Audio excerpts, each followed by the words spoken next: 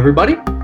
Welcome to the second edition of our weekly Cyber Q&A, where your questions are answered by the experts. I'm Joe Murphy. Today I'm joined by our co-hosts, Dr. Ben Harrison and Dr. Johnny Milliken.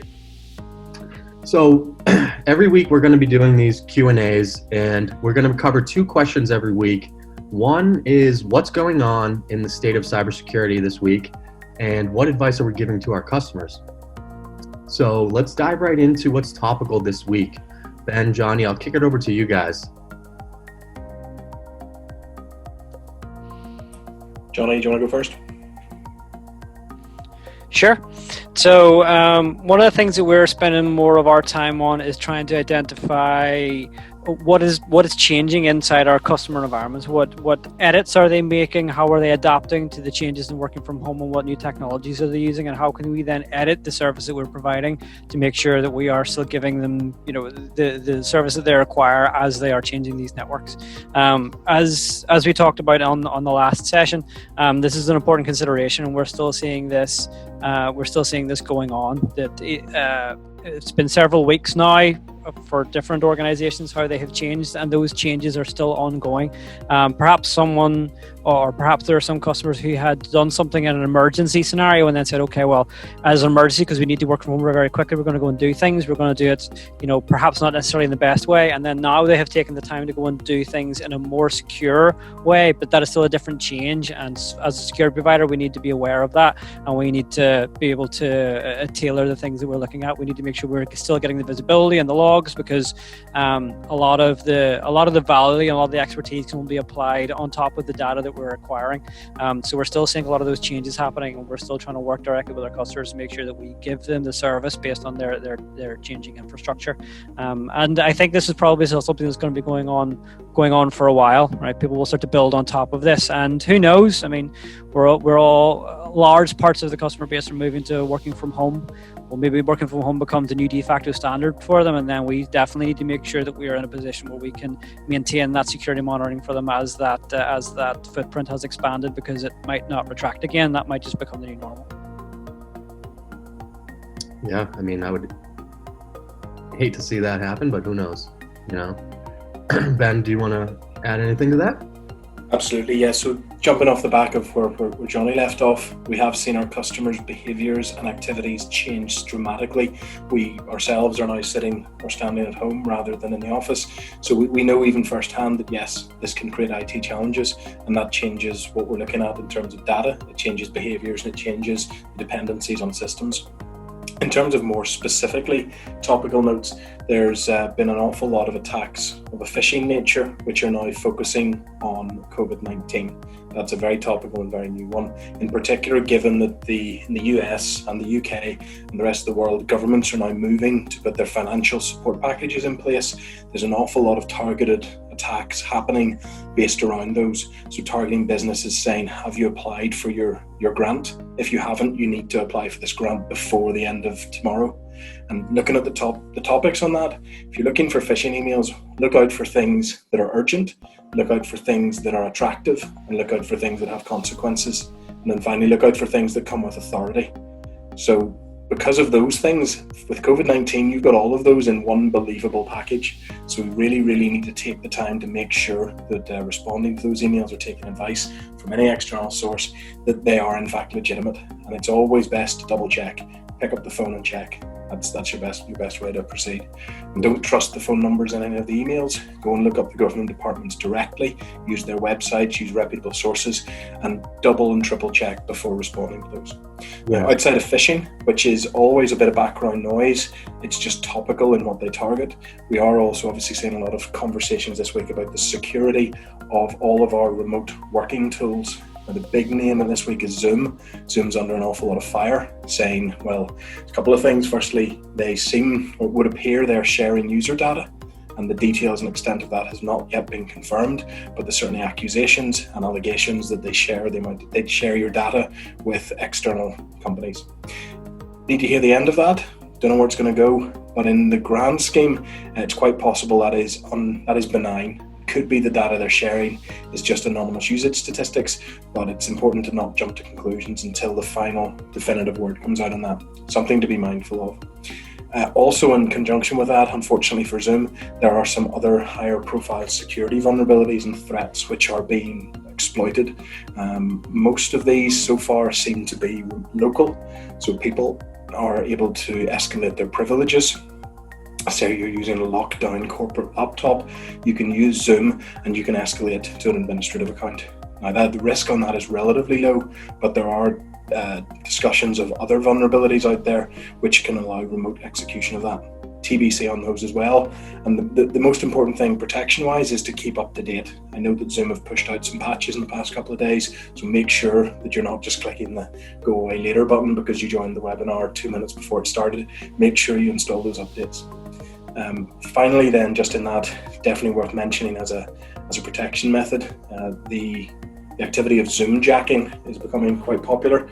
I'm not sure if the industry has adopted that word yet, but there are people who are randomly trying lots and lots of different addresses for Zoom meetings, and they're randomly dialing into meetings and making mischief. So one of our customers actually experienced this the other day, where they were having a corporate meeting and suddenly the room was flooded with hundreds of other people, all of whom were harassing them. And this is effectively mostly it's mostly kids, mostly people playing around. But there could be serious implications there. Someone joins your meeting and you don't notice, and you've got that person in the background. Well, what are you talking about on Zoom that maybe you don't want anyone to hear about? And it is really important that you put the right measures in place. And the response to that is always make sure if you're having a privileged webinar or a privileged Zoom meeting, put a password on it. Don't just have it be open dialing. Also, a good check with any system, not just Zoom. It's also worthwhile if you have people dial in. It's always really good to check who they are, even just because we have Steve Harrington there as a name. Well, do we know that's actually Steve? Now, before the webinar was started, we did check. We spoke to him. I saw his face, and I know it's him. So it's worth checking. If you have people dial in from a phone number, just make them unmute. Ask them, who are you? Make sure you get that validation. And that's always a good step, whether you're using Zoom or any other form of video or remote communication. Absolutely. And Ben, just to touch on your points there, I feel like I'm the guinea pig for this series here. So it seems like everything that you guys bring up happens to me in the previous week. So if you remember last week's episode, a friend of ours' birthday celebration was Zoom jacked. And I received an email from our CEO thinking it was Rob. You know, everything looked fine and dandy, but luckily I work with you guys, so you've trained me up pretty well. I looked at the sender address. The sender address was something mumbo jumbo, but the signature, the tone, everything was spot on until I looked at the sender address on the email from our CEO. So, you know, that's... We didn't touch on, we touched on 4 of the 5 principles for phishing. The last one is familiarity. So we talked about authority, that's the CEO. Familiarity can be coupled, but is it your friend? Oh, that's Rob. That's Rob Scott, I know him. So familiarity is another one to watch for, particularly in these webinar situations where, oh yeah, that's Steve Harrington, I know Steve. Yep. Make sure, trust, but verify. Mm-hmm. All right. So guys, is there any new advice that you're giving to our customers this week in particular, dealing with a lot of the stuff that's come up since our last episode? One of the cornerstones of security I've always said is to do the simple things well. Security is about making sure that you're secure in all aspects of what you're doing, not just as a tick box or not just as a thing you do sort of 1 week out of the year, but just make sure that as part of the standards of what it is that you're doing, that you're continuing to operate securely. And that is still the case. We continue to reiterate that to customers as they're starting to change the things that go on, as they're adopting new technologies. Don't throw out the basics of security that you might otherwise be applying in your day-to-day just because you are trying to react much more quickly. So there are customers who are saying to us that they need some support in trying to identify how to train their users, or whether or not there are different services that they can be using in order to stay secure. So that's really the job of the CSAs on our side, right? So the SOC operates as more of a reactive security component, whereas the CSAs are much more of a proactive security component, right? So those are the people that we talk much more with the customers about. Okay, well, how can we help you support in terms of what services and what policies, and that kind of ongoing conversation. So we've seen an uptick not just on the SOC side, right? And there's been certainly a diversity on the SOC side in terms of the different types of alarms and alerts that we're seeing and that we're sort of developing coverage for. But also the CSAs are getting asked a wider range of new types of questions. But it's all about trying to maintain those security basics. It's about making sure that you operate securely, no matter what it is that you do. You're doing new things, okay? Well, let's just make sure that we're maintaining some of those security basics as we do. Make sure that your things are authenticated, make sure that they're protected, make sure you've got things like least privilege applied. And those kind of basic tenets are the things that we're continuing to pass with customers. It's the same activities, the same advice, just in a new domain or a new area for those customers. And I'm sure they're so grateful to have, individuals like yourself in their corner. I mean, no one saw this coming, and it sort of just threw everyone for a loop. And, to have that outlet, the security expertise there, at your beck and call. I mean, it's such a great thing to have in these, unprecedented times. So, Johnny, thanks. Ben, I don't know if you have anything to add to that. Again, taking that as a jumping off point, completely agree with what Johnny says. Security is starting with the basics and doing them well, but taking it a little bit more towards the current situation and what we're seeing day to day from a vast majority of our customer base. These are unprecedented times. Everybody should have a disaster recovery plan, a business continuity plan. Now, within the security industry, you kind of have to hand back in your credentials if you don't have one and if yours doesn't work. And I'm very proud to say that we began that process. I think it was about 1:30 in the morning or something. Unfortunately, I rang Johnny at that time and said, right, no, this is serious. We're doing this. And from that phone call, we had people who were checking in as ready within 15-20 minutes. So that is staff we had, because we'd pre-planned for this, we'd prepared, we had people with laptops, we had them configured to work remotely.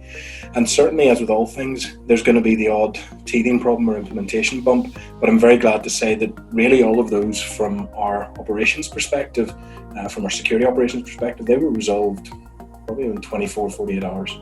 And none of them impacted actual operations. It just caused a little bit more work to be done by some people, but that's okay. So the first thing is you have to have that plan, and when you execute it, it has to work, or at least work well enough. But on customers who didn't have that plan or had a checkbox exercise, the most important thing right now is, as security vendors, to be passionate about security, but be empathetic to people in those situations. Nobody needs their ass kicked right now about why they didn't do what they should have done before. What people need right now is support to get through the current climate. So that's very much, again, what we're focusing on with customers. Yes, security is critical. However, your business continuity and your business operations are just as critical.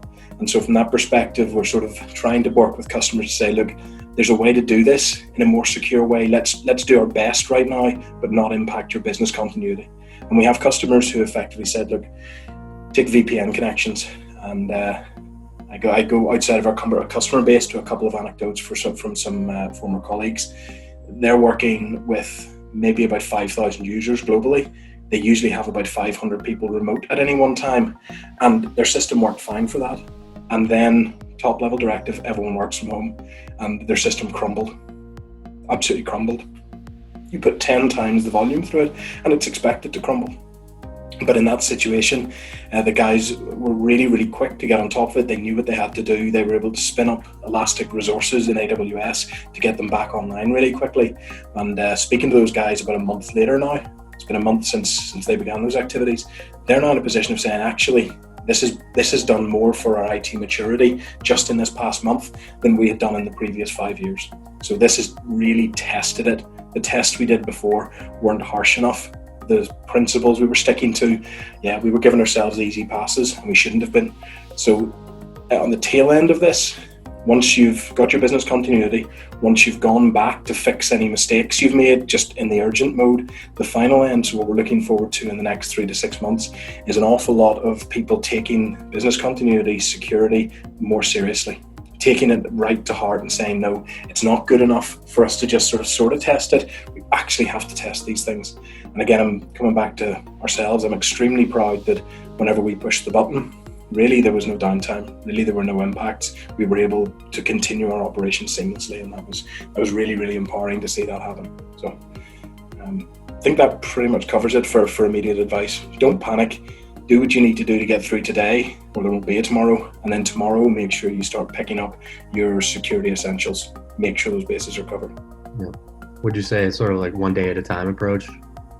Well, I think, as you know, I like my analogies, but if the building's on fire or you're on the 25th floor and you've no way out, you may as well jump out a window, because, well, maybe you'll learn how to fly on the way down, but if you don't, you never get the chance. Something can't happen tomorrow if you don't get through today.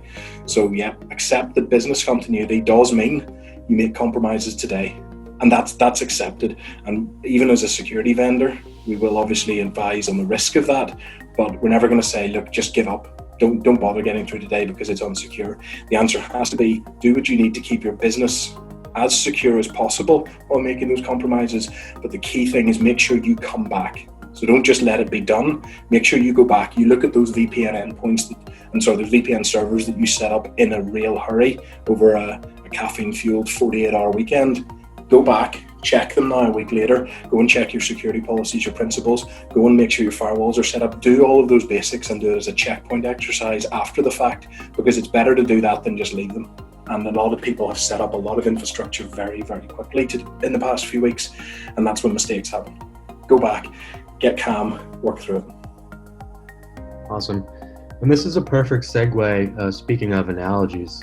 So we had a awesome company meeting yesterday, and you guys had a slide where you compared cybersecurity to the likes of a boat, right? So yeah. You wanna talk about that a little bit for the audience? I mean, I thought it was spot on. I could dig it up. Do you have the slide? Yeah. I only say because we were sort of doing our homework late, that one, and that slide only came together maybe an hour before we presented it, but still, I do stand by the analogy. If we can find the slide, it's probably better. I think I've got it here, actually. If you have it, yeah, that will save us some time. I didn't have it. Right. But I just thought it was perfect, right? Because I won't steal your thunder, but easily relatable. Yeah, I can share this. If you guys just keep me right in case I share the wrong screen or in case I share something I shouldn't have. Sure. So that should be it. Yep. Perfect. All right.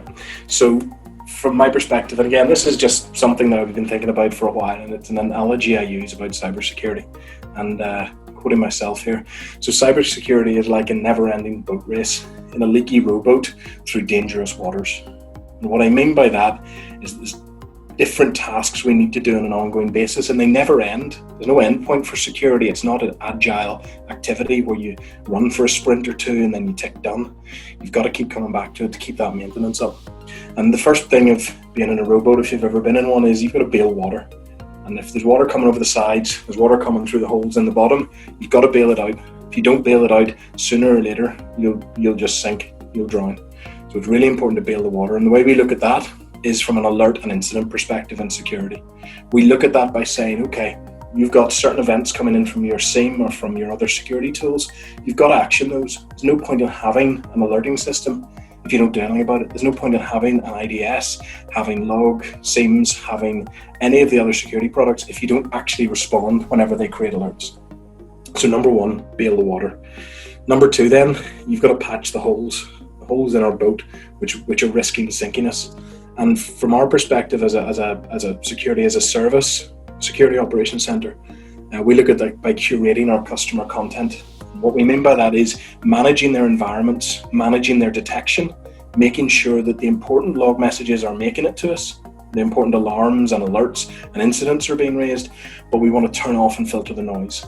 So we need to make sure to keep maintaining the intrusion detection system. For example, we might need to make sure it always gets the up-to-date rules to detect the latest threats, and then the older rules are switched off, and any noise that creeps in gets switched off over time as well.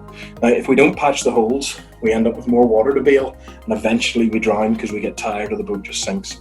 So that's the second part, patching the holes in the boat, making sure it's solid, stable, and over time there are more holes. It's never done. This is a dangerous river we're on, and so as we're on the river on this race, we're rowing for the horizon, and that's what we look at as improving customer security. So what we're looking to do there is making sure we have all of the controls and checks and measures in place, be they patch management, vulnerability management, environments, vulnerability scanning, asset management, making sure that we've got the latest software, that we're using secure software, whether that be Zoom or Microsoft Teams or whatever it is, making sure our endpoints are secured, making sure we have endpoint protection, antivirus type software. All of those are part of the security journey, and that's rowing the boat, getting us there, making progress. But as we row down that boat, we hit rocks and they punch more holes, and then there's more water to bail, and this is an endless process. So there's no priority which wins out of these three.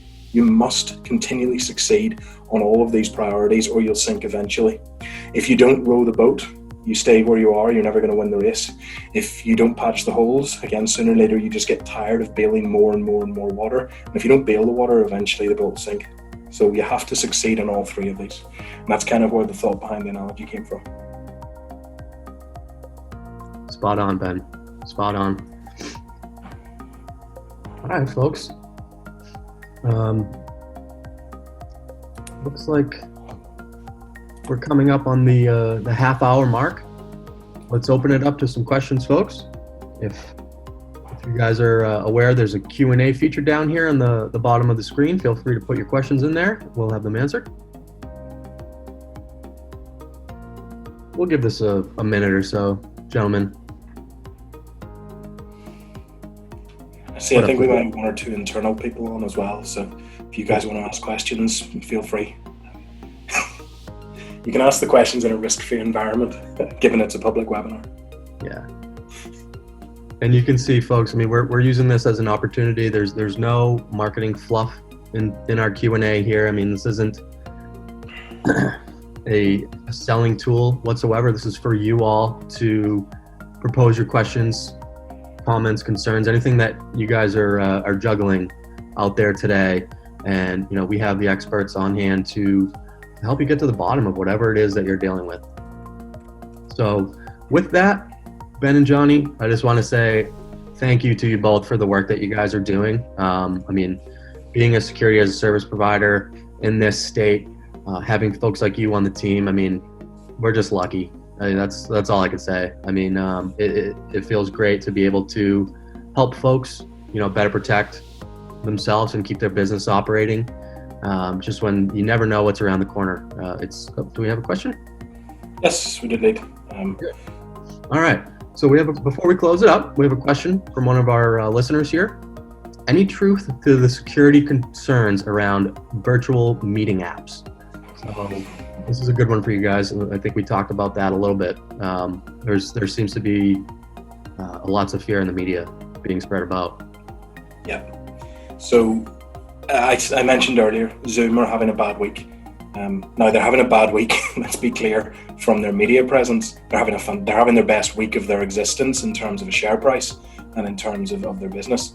Now, on a wider level, most attackers go after targets based on their usage. So what I mean by that is there's no point in going and trying to hack a piece of software that's used by 200 people globally.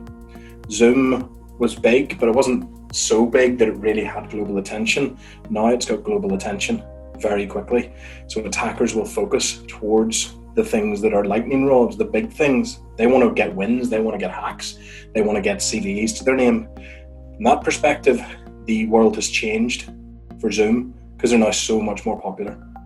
That's one side. If you listen to conspiracy theorists, you've also got a belief that It's it's actually Zoom's competitors who are pushing out these messages, which, yeah, I'm sure people are taking advantage of. Well, never let any disaster go to waste. So I'm sure there's partly that in terms of competitive edge, but the reality is there are vulnerabilities in these applications. It would surprise me, nearly every application has vulnerabilities of some kind. It really comes down to exploitability, opportunity, and those things are what really has changed the perspective for Zoom. So yes, there are concerns, but concerns is the right way to consider it.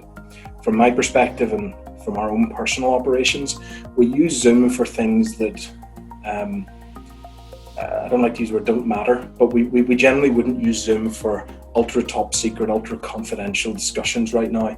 We use it to have our day-to-day operations meetings. We use it to have employee one-to-ones, to get a bit of FaceTime with people. We use it for webinars. There's nothing on this that I wouldn't be happy being recorded and broadcast on the web, accessible to anybody. So there's no real risk there. If, on the other hand, we were going to have a call about our highest level business strategy for the next 5 years with key investments, etc. In those sorts of meetings, we certainly wouldn't have an open webinar. We certainly would be taking different measures and different security precautions based upon that. But that comes back to what I said before. Always patch. Make sure all your patches are up to date. Be prudent on everybody who's joining and make sure that you watch what they're doing. Make sure you know who they are. And if there's any unusual behavior, flag it up immediately back to the phishing emails. So yeah, there is some truth to it. I wouldn't suddenly say, right, stop using all remote chat applications. If you were to do that, I think everyone would start to go crazy. We wouldn't see another human face for another 12 weeks. So it's really important to not just impact immediate business operations, which touches on what I said before as well, which is get through today first. If we find a better option, use the better option. But for right now, make sure you get through today before you worry about tomorrow. And as far as the Zoom situation goes, those rumors will be confirmed or debunked very quickly. There's a lot of focus and attention on that. Yep. I mean, let's not forget, at the end of the day, it's software, right? Brittle. All software is vulnerable. The only thing that changes is how much effort and how much time it takes to exploit. Yeah, and certainly another aspect I think that drives this perception of the vulnerability and the risk that's associated with these kinds of apps is because, in part, you're having people who you have never previously operated in that technical domain and being forced in there by the reality of the current situation. So, for example, our parents or our cousins or our aunts or our uncles or whatever else who have never ostensibly interacted with the internet or with these kinds of messaging apps or video apps or group chat apps are now having to go and do that as a mechanism trying to handle and overcome the restrictions from various lockdowns that have been placed around the world. So they're going on and then saying, okay, well, I need some sort of app to talk to this person. I don't know what app it is that I need. So perhaps I'm using these search engines for one of the first times, or I'm not really entirely sure what's going on. I happen to put the wrong search terms in there and I get a link to something that looks like it might be a chat app. Okay, let's try that. Turns out it's a bit of malware that has been intentionally designed to look like those things, and you've downloaded it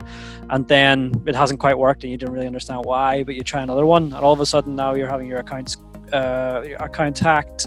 Now the story comes out, look, well, I downloaded that app for etc, and now my account is hacked. Well, did you download that app and now your account is hacked, or did you download something that was attempting to look like that and now you're drawing a relationship between those two things? But really the risk is being generated because you're now having floods of people who have never really had in their daily life had to interact with these pieces of communication technology, who have to, and they're not sufficiently au fait with operating securely in an online world. And I mean, this is generally very successful for attackers, which is the reason they do it. So I would put down a reasonable amount of fear and uncertainty and doubt that's been placed on, these chat apps, they can end up sort of hacking into your system. Well, are they, or is it just a natural consequence of having people who really need more support in operating those online domains, operating with necessity? Excellent. I love how we were about to end it and then all these questions start coming in. This is great. Keep them coming, please. So Another question from the audience, you guys. This is around what to do working from home. So outside of endpoint and forcing users to connect to the VPN, how can you ensure that their systems are not compromised or used for attacks, pivots towards internal assets such as email, network resources, data exfil, Good question. Thank you for the question. To look at that, I'd like to take a step back first, just to look at what you said with regards to outside of endpoint protection. Fundamentally, again, this comes back to not chastising, but fundamentally, any business system, everything, laptop, desktop, phone, everything should have endpoint protection. That should be a part of your security armor. And from that perspective, even if you pick the device up, take your laptop home, it should still have endpoint protection, and that endpoint protection should function from a remote site. Even if you're working from home, working from a cafe, working remote in an airport, it doesn't matter. So that would really be the first part. Now, as far as that goes, if you don't have that, then the next part gets a lot harder, because you're not going to start seeing alerts from your endpoint. No endpoint protection, if you're not collecting valuable logs from it, then it's difficult to start actually analyzing. So if you're using a VPN, okay, that protects your connection, but it doesn't protect you against malware. Specifically malware you could download separately. Now, you would hope to an extent, if your VPN is connected to your core network and then your internet access is going via your core network, then your core network's edge protection can give some protection to the endpoint devices, despite them being geographically distributed. So again, another part of your security armor is your core internet connection from your trusted network should have the likes of IDS and protection on it to pick up people contacting malware servers, command and control traffic, that sort. So that VPN does give you a bit of a bubble. A couple of points on the VPN, again, back to configuration. The VPN connection should be configured to lock out your internet connection if it drops, and it should be configured for two-factor authentication as well to protect your internal assets. Those two things, we've seen quite a number of customers whose VPN infrastructures are being really, really stressed, and it's dropping connections. So people connect to it in the morning for 30 minutes and then it drops silently. They don't know, they don't realize. And then 8.5 hours later, they realize, oh, I've been working all day off the VPN. So those sorts of things are controlled by policies. Again, this should have all been up front, but we accept the current crisis means maybe it's not. So things to look for. Firstly, if you don't have endpoint protection on all your devices, get it on there now. Whatever you go with, get an endpoint solution in place, get it remote installed and have that running and updated. VPN wise then, as I said, two key things: enable two-factor authentication and make sure that it has a kill switch of some kind installed. And then in terms of actually watching it in your SIEM and watching for the alerts, it really depends. If it would be unusual that your SIEM is going to be ingesting all of the logs from your endpoint devices. It's very unusual. Usually your SIEM will be ingesting maybe high priority alerts coming out of your endpoint protection software. So the sorts of things you're more likely to get is going to be the logs from your high profile assets inside your protected network. On that situation, you're looking for unusual user activity coming from those endpoints. So paying particular attention to your IP ranges, which are assigned to your VPN dial-ins, looking for them contacting internal services in unusual patterns at unusual times, failed login attempts, particularly to default or non-existent accounts, particularly at high volume. All of those are paramount. Other things to look for, any kind of internal scanning activity. And frequently the IDS on the edge will look for this kind of stuff on your public IPs. So you might want, depending on your infrastructure, to try and put other things in place, whether it be internally deployed IDSs, almost like watch points, to try and pick up any of your VPN clients which have been hijacked and people are now using as an inside jumping off point. So looking for scans, looking for attempted logins, looking for failed logins, all of that sort of stuff is the kind of thing you're looking for. It's notable that, again, that edge protection, as you've identified, isn't front and center anymore. You've now got people inside. But that's not just new for today or COVID-19. That is the changing trend. Our secure bastions of our secure networks, those days are pretty much gone.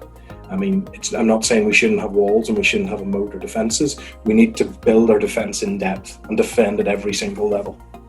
So hopefully that gives you some sort of direction on that. Oh, that was great. Ben, thank you. And we have another question here. So it looks like it's, I think you guys covered this a little bit, but are you seeing any spikes in volume or, within the SOC, right? So let's talk about that and, types of attacks targeting our clients. Yeah. Johnny, do you want to take that one? Yeah, so we're definitely seeing more VPN stuff being attacked. We're seeing much more of we're seeing much more common accounts, so default accounts being attacked as well. So if you're using administrator or admin accounts or root accounts, we've seen a spike in those as people just generally. Our expectation is that there are malicious actors out there who are under the assumption that because lots of people are changing things, that they're going to take things that otherwise would never have been exposed to the internet and by virtue of necessity pointing them at the internet just to get things to work. Therefore, there are things that people internally might have accepted to say, well, it's not very secure, but it's internal, so we don't really necessarily need to have a high level of security of that, which again is a thing that you can address as part of your risk register and identify, well, that is a risk you're willing to accept because we have these other mitigations. Well, now that those other mitigations may not be there, well, what happens, right? So those kinds of accounts may now start to be exposed. We've seen an increase in that, and again, it's all about as people are changing their networks and changing the way that they're operating. Attackers are responding to that, and we're seeing spikes that are consistent with those things that are likely to be changing. Those are things that are changing all around, and the reason attackers are focusing on them is because they have reason to believe that it might be successful. We have another question here, guys. So with all the work from home traffic not being threshold as normal, how can we determine what's actionable first versus what's noise from users in our SIM, like trying to download a Zoom executable file? Yeah. So I would always say that if you're trying to prioritize the work and you say, look, well, we only have a small amount of time, we have to use that small amount of time most effectively, then generally speaking, what you're looking for is to try to identify anything that is coming from the inside going out. Because in the end, any data exfil or any other than the likes of ransomware, like the majority of the impacts of a successful breach are going to have something beaconing outwards. So that is the place to look for. Now, there's always noise in everything, but a significant portion of the work that we do on the SOC is trying to actually reduce the overall noise. Like your signal to noise ratio is a really important component to whether or not you're going to be successful in finding that needle in the haystack, is reducing the size of the haystack. But I always recommend that people focus on those things that are starting inside the network and then beaconing out, and then trying to, from that point, work backwards to try to work out if there's any reason for that to be legitimate or not. So if somebody is doing something like downloading a zoom.exe, okay, well, that's fine. That might very well be expected, but is that zoom.exe going to somewhere that you reasonably have actually hosts zoom.exe? Like, is that a legitimate server of that technology? Are you seeing communications to strange IP addresses? Like, those kinds of activities are things that you would otherwise look for, before any of the changes that have occurred recently in terms of working from home. But it just means that you have to be extra vigilant because there are so many things changing, and people are liable to, as we've alluded to previously, get a phishing email and then think that is actually from the IT department telling them to download this exe, and then they've clicked on it. So your threat surface has increased, but the threats are still the same, and the things that you can be focusing on or try to detect those threats are still the same. But if you are resource constrained and you're having to identify only on the smaller things, then on the most succinct things, then concentrating on things that start in your network and then are traveling outwards is a better way, is, in my opinion, always the best way to start. I could just add a little bit to that as well. You've mentioned about how do you identify traffic differences, and you're trying to turn that noise down. Given the fact that in a lot of businesses, you have a fairly clear profile of where your employees are dialing in from. Specifically, we had a business, we've had a couple of high-profile customer events that we've worked on over the past while, and one of the clear pieces of advice for one of them was, look, you need to restrict access to your systems to the US. And the reason for that is because you don't have any employees globally outside of the US. So why would you not have your firewall restrict everybody who accesses your mail server to just your employee base? So on the other side of that, from a detection perspective, a lot of businesses have sent all of their employees to work from home. Well, unless your employees are distributed globally, you're going to know that most of them are going to be using domestic IP addresses. So putting a rule in your firewall either to block everything, or at least a rule in your SIEM to identify any incoming connections or incoming connections geographically from unexpected regions, that can be a powerful tool as well. Now, that can be noisy, but if you're looking at the top 5, top 10 numbers of connections, you're more likely to be able to identify things like brute force attacks or random drive-by door knocks, those sorts of things. So definitely worthwhile looking at geo-blocking and then a geographic distribution of those. Awesome. All right, guys. Well, I think that wraps it up. Thank you so much for answering those questions. To the audience, thank you guys for tuning in. And join us next Thursday at the same time as we cover what's topical going on in cybersecurity this week and any tips or tricks that we're sharing with our customer base to make sure that they're staying ahead of the curve. So with that, let's sign off. Thank you guys again, audience. Hope you guys enjoy the rest of your day. We'll see you next week. Bye, everyone. Thank you so much.